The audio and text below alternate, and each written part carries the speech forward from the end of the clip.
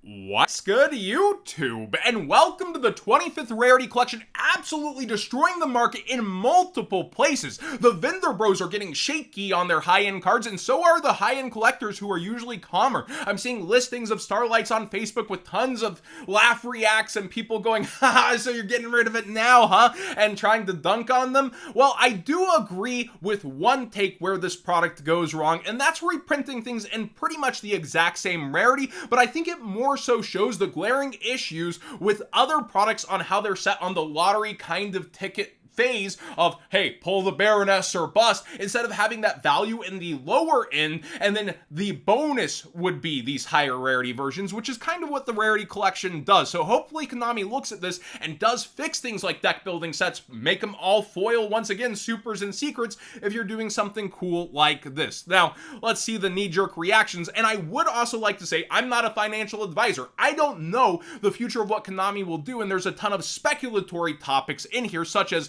the Rarity Collection is one card off of the set number of the OCG version, which a lot of people are thinking is Max C plucked out, and we'll get a 1-for-1 port. It would also be pretty cool to see Ghost Rare OCG style Nibiru debut in here as a last minute, oh my gosh, there's even more. But they also could go and like put the Evil Twin Alter Arts in here and pluck something else out and try to sell it harder, or they could use that to sell another product. We're not sure exactly what will end up in here, so we'll go over cards that are also in the OCG version. But Baroness, yeah, falling down very, very hard. It was towards 240, which was down a little bit. It's the WCQ season, and most people that had max rarity settled in for the event had it already, and 185, 190 is a huge drop from that point, and it coming collector rare again with a competing OCG Ultimate Rare, a quarter century rare, and super ultra secret. Of course it's going to be hurting. Every single card in there is going to come in all the rarities, and I don't think Konami's necessarily going to be short printing in the lower end, but that's speculation. They could be like, yeah, where's my pot of prosperity? I've opened a ton of these. Or it could be like every box is going to get you most of the set, like the first Battles of Legend, making this kind of, with all the higher rarities, the perfect fusion of Dude Battles of Legend having a baby. We'll have to wait and see what Konami does with the product. But again, in my opinion, I feel like they're going to leave the lower rarities alone. The question is, will they kind of put towards the end of the sheet where there's less of them and there happens to be less Ultimate Rare Ash Blossoms, that kind of thing? Or will it be actual throttling and shorting of high-end cards in the higher rarities? It is TCG Konami we're talking about, but sometimes a debuted product goes the best it can possibly go. Even casual cards announced are falling out like Egyptian God Slime. I guess plenty of vendors probably still have this in their binder because it's already down towards 50. Casuals usually don't automatically move to sell something when announced. But with all these different rarities, it's still going to attract the casual audience, the competitive audience, the collectors. Everybody's going to be attracted to this product, and I do think that's an awesome aspect, but the initially announced cards are going to be falling out, of course. So when we talk about the OCG version of the set, some of the notable cards inside are Eldritch, which the secret rare is falling out pretty heavily when it was kind of on a hype train and getting sales rates. You know, it was actually performing at events to a good degree here recently. Yep, it's going to come secret rare and some nice other rarities, so secret reprint once again. Lava Golem's a card people have wanted in easy access for a while. It has so many reprints, yet it still just feels so hard to get. So this card getting a reprint and some upgrades is kind of cool, but be aware if you have stuff like this, it could be reprinted in the set, or it could be left behind. It really depends if this is a port from the OCG's version. We also have in the OCG version Winged Dragon of Ra, which has consistently been a pretty pricey card, so it being available here, and I've seen listings go back up over time. Used to, this was very hard to get, a lot of low listings. It might be a pretty good time to competitively sell that. And then Celine is another one I was looking at like, wow, you just got a secret rare. You were shorted originally. Here comes another printing of her most likely. Again, this would be dependent upon it being a 1-for-1 port. Konami can do whatever Konami wants to do, but it is kind of smelling like like it could go that way. If you're interested in the product, code What's Good 5 for 5% off and to support the channel directly will work over at Gamer's Choice. The MSRP per pack is up to $5, which I think is a fair uppage for multiple new rarities and how much is going into the set. And then you also have big 3 deals slightly cheaper right now. Code What's Good 5 for 5% off and to support the channel directly over there until they do run out of product as well. Remember, on high-end sets like these where people really want them, they tend to go out on pre-sales.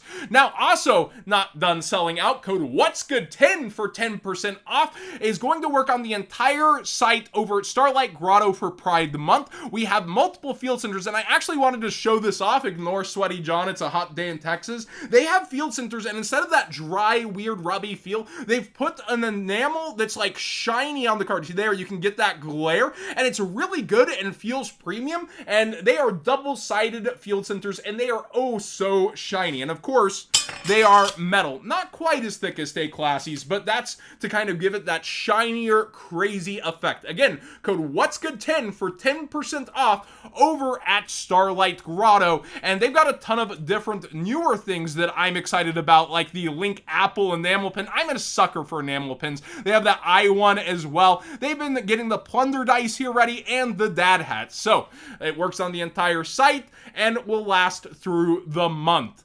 Let's go ahead and talk Battles of Legend because it's day one and some things are going kind of crazy. First off, quarter century rares not performing as well as Starlights. We kind of already knew that going in, especially since some are basically reprints of Starlights. Masquerena, a little lower than I thought she would be. People were complaining, and rightfully so, that she's not the alternate art. I feel like you should have differentiated it a little bit, but because of how successful the first one is, I feel like Konami dipped their hand in that cookie jar and said, we'll go this away.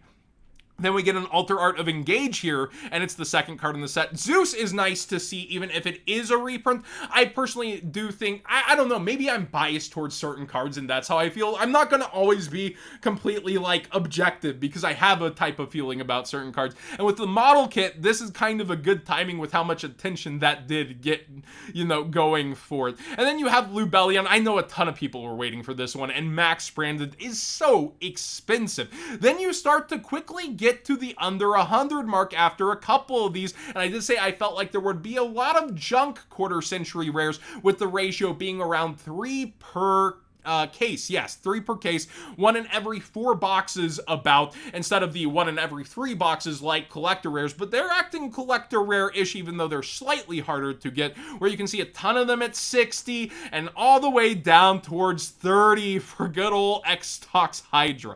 Now, in the secrets, there's some surprises. Buyouts day 1, Rite of Armistier going up, and I want to remind people that, you know, it is listed over here, Grand Creators, on this year's Megatins, and this isn't the most active engine in the metagame right now, so I would understand if you just want a cheaper version for the WCQ and you want to get it now, but this could have another reprint on the horizon in like Prismatic Secret Rare or something. Konami loves to do that. That reprint was so good, let's do it again, and it's deserved in certain instances. This card probably for its utility.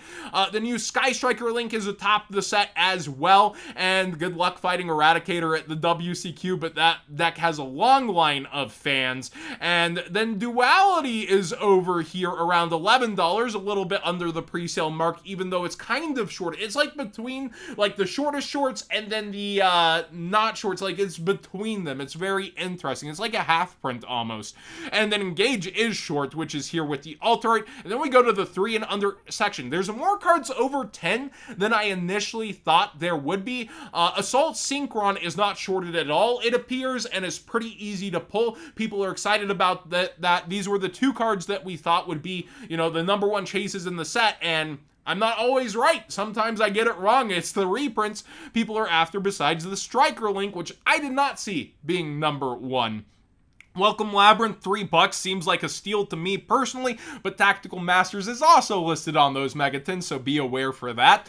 And it could just have another reprint coming. The new Dark Magician under $2. That's pretty awesome and could age well. Same with this Elemental Hero. I think there's going to be a lot of cards bottoming out that over the years age well, but how long are you holding on to those? My main thoughts about quarter century rares is people are going to have their hands on a lot of this rarity between promos in those Megatins spins, as well as the Legendary Collection, and then these sets giving multiple per case instead of it being one every 2 cases. So I do think that this rarity, and dragging down Starlight along with it, as we've seen, even though people are defending Starlights like crazy, there's money interested in there, they look a lot like Starlights, it's dragging them down. I feel like it's going to be interesting to watch, and there is a huge discussion within the collector community. Is it over? Is it game over for collecting? I don't think so. I think people will still be going for top ends of set. People will still be holding on to certain cards, but it does bring a much more dangerous and interesting game, especially depending on how many cards Konami is going to port into those core sets of, okay, when are we back? Do we come back after the 25th anniversary and look at the damage and then go in? People are saying buy the dip. I wouldn't personally. I would wait a bit longer. But when it comes down to how this is performing, it's definitely interesting to see where the top end isn't close to how Starlights were. Like if you look at Battles and how Access and Exodia 500 plus, this is like half of the price there for the top end, and it's still reprints basically of Starlight. So I do think there is major damage to the modern collector community, not the past format, not a lot of different things, but towards the modern, like Starlights, like OTS ultis, maybe even collector rares, it's there, and Konami should reshift their focus to the other products and figure out exactly what they're doing, especially when every collector rare set, for the most part, has been kind of failing on the way in. So I don't know if Konami's going to do that, but it definitely does hurt collector rares. It does hurt Starlight rares.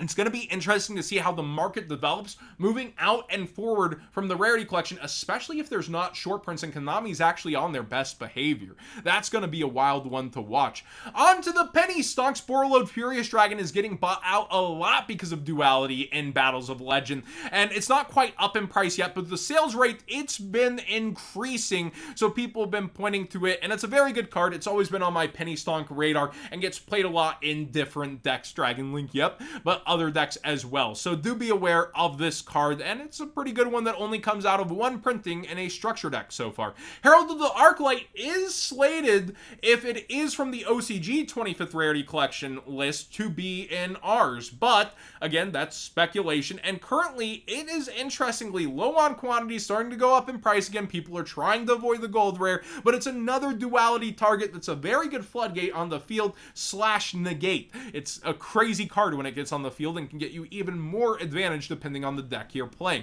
So do be aware of this card through the WCQ season, especially with duality if it impacts WCQs. We have Wild Survivors actually chilling out a bit. Hungry Burger is the meme that it's under 50. It's not doing the heavy lifting anymore. And also, a lot of the singles coming down now that people have gotten them, they've calmed down. Even with Vanquish Shoal performing, it's coming down in price, which is a really good thing. I'm genuinely excited about that, and I don't want Konami to get rewarded on the Stack 7 Ultra model into the best deck in the set. I don't want that to be rewarded. It's still very expensive for what it is, but a lot of it coming down in price versus that hype that was happening for it. Be aware of that. For higher, ooh, woo, what's this? We have Beat, Secret Rare, going back up in price. WRECKS, low on quantities, headed up. Mayhem, Secret Rare, going back up. We have Raphael running out of quantities. Be aware for hires up in price, especially if you didn't sell it already when Sprite, for hire was the wave. Why? Oh man, this deck, it just comes back time and time again. And then Mikanko, we have a collector rare buyout on Ha-Ray, which was lower quantities. We already pointed that out. And Ohime still chugging upwards, as well as the equip spell here. Mikanko Water, it is up here towards $15 and only has 12 listings. Let's actually click to make sure that's the price too. Yeah, oh no, it's towards 17. Okay, so again, this deck has been on the up and up. We've covered it multiple times. There's hype for it currently in the TCG and in the future of the TCG, thanks to us looking into OCG land. So this deck's performing already without new support and gets even stronger, and people keep buying into it.